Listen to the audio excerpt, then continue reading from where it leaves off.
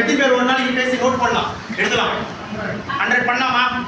பெருசா நினைச்சா பெருசா கிடைக்கும், சின்னதா நினைச்சீங்கன்னா சின்னதா தான் கிடையாது. எது கிடைக்கும்? ஸோ ப்ராஸ்பெக்ட் லிஸ்ட் எடுக்கலாமா?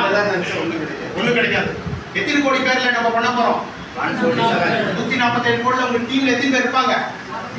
45,000 பேரு. அடுத்த 6 மாசத்துல என்ன ஆவீங்க?